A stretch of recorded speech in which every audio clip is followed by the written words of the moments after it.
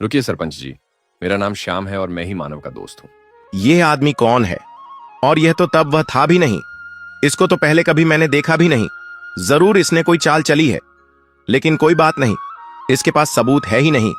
सबूत तो मेरे पास है। मानव उसे देखकर हैरान रह जाता है। उसकी आंखें भर आती हैं। वह सोच में पड़ जाता है। यह कैसे हो सकता है? साक्षात भगवान मेरी मदद करने आए हैं।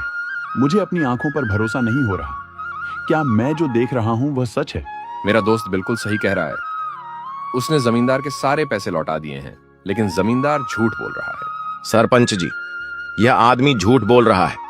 यह उस वक्त वहां नहीं था। पता नहीं मानव किसको पकड़कर ले आया है। झूठी गवाही दे रहा है। क्या इसके पास कोई सबूत है कि वह उस दिन उस समय वहां मौजूद था? हाँ जमींदार, मेरे पास सबूत है कि मैं उस वक्त वहीं पर था और मानव ने तुम्हारे सारे पैसे लौटा दिए हैं। सरपंच जी, जमींदार जी के घर किसी आदमी को भेजकर उसकी डायरी मंगवाए। उसमें 30 नंबर के पन्ने पर तारीख सहित साफ साफ लिखा है कि मानव ने उसका सारा कर्ज चुका दिया है। खुद जमींदार ने वह लिखकर अपने हस्ताक्षर भी किए हैं, लेकिन जानबूझकर उसने मानव को कोई सबूत नहीं दिया ताकि वह उससे दुगना पैसा वसूल कर सके। यह जमींदार की चाल है। सरपंच जी, यह आदमी झूठ बोल रहा है। यह मेरी कोई चाल नहीं, बल्कि मानव की चाल है। यह दोनों मिलकर मुझे झूठा साबित करना चाहते हैं। मेरे घर से डायरी मंगवा लीजिए, उसमें ऐसा कुछ नहीं लिखा है। सरपंच जी तुरंत किसी आदमी को भेजकर जमींदार के घर से उसकी डायरी मंगवाते हैं। यह बेवकूफ नहीं जानता कि डायरी पर तो कुछ भी नहीं लिखा है। जब मैंने कुछ लिखा ही नहीं तो डायरी पर आएगा कैसे? अभी यह आदमी और मानव झूठे साबित हो जाएंगे।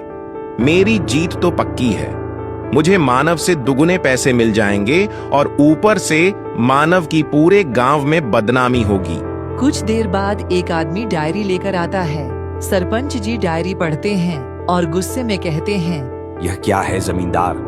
इसमें साफ साफ लिखा है कि मानव ने तुम्हें तुम्हारा सारा कर्ज चुका दिया है। फिर भी तुम झूठ क्यों बोल रहे हो? और इसमें तुम्हारे हस्ताक्षर भी हैं।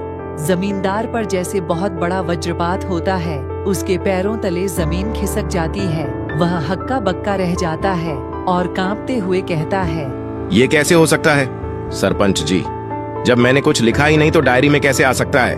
देखो जमींदार, यह तुम्हारी ही लिखावट है। तुम्हें शर्म नहीं आती?